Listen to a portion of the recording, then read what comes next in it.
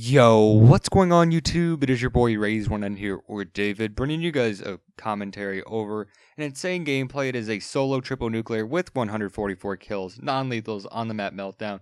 And I know there's going to be a couple kids in the comments that are going to be complaining about, oh, then capture the flag. Well, first off, he's playing solo, so he's pretty much spawn trapping. He's putting the team on his back. He pretty much took a laxative and shat all over in these kids' mouths. Could pretty much beat the whole team by himself. And he's playing on Meltdown, which is a horrendous map to even get a triple nuclear on, let alone a 144 kills non-lethal. So definitely a pretty insane gameplay. It's done by Prowler. Make sure you guys go check out his links, as it will be found in the description below. Highly encourage you guys to go check him out. I'm not too sure if he's going to be coming back to his actual personal channel, but nevertheless, he's a pretty funny guy to follow on Twitter, and he does tweet out occasionally. But, you know, it's Prowler. It's a pretty funny guy.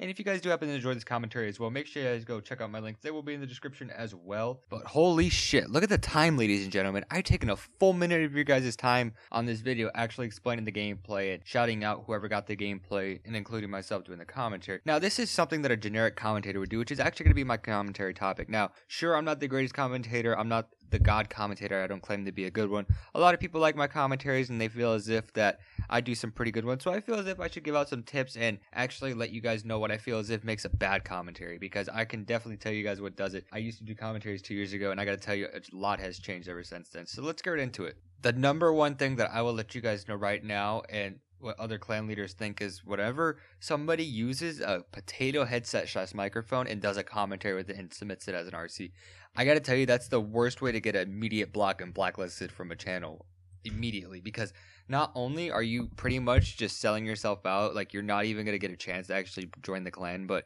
it's just ridiculous whenever we have to listen to your headset that sounds all corny and everything like that. It sounds like you're in a fucking cave, and it's ridiculous, because how can you just do something like that? Now, I'm not just saying that you need to go out to Best Buy and spend like $60 or $80 on a good headset. That's not what I'm saying. I'm saying you can do a couple of things to make that headset better. That potato headset you find in the closet may not be as bad as you think, and as horrendous as I'm describing it, there are ways to make it better.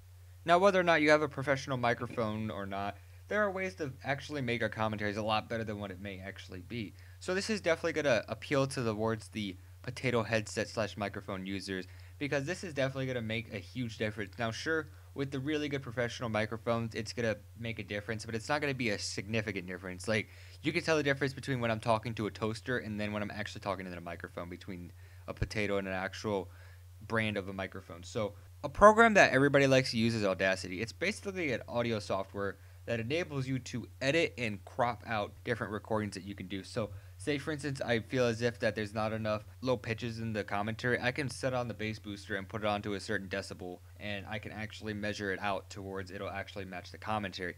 Not only that, but you can match each and every different frequency, whether it be high or low, together. That way your commentary doesn't have certain parts of it where it's really high pitched or really low pitched. So that's another thing you fix. You can also put on noise reduction, which is a neat little feature that actually reduces, if not mutes, the sound that's coming in the background, such as your console running, your PC is actually making noise with the fan, your AC is running, whatever the case may be. You can actually reduce, if not mute, that certain audio, which is great because it actually allows you to get what you're trying to say without it being disrupted or without a certain background noise being distracting. The next thing I want to talk about are pop filters, what they do and how they work. They're these little black discs that go right over your microphone, and what they do is they filter the sound that's being forced out of your mouth. So whenever you do a popping noise or you say a popping word, it'll actually filter out the sound and break it apart, so that way your microphone can pick it up without it being all distorted and everything like that. So it's really interesting. It does help your commentary out. It can actually help your audience understand what you're actually saying, because whenever you use a popping word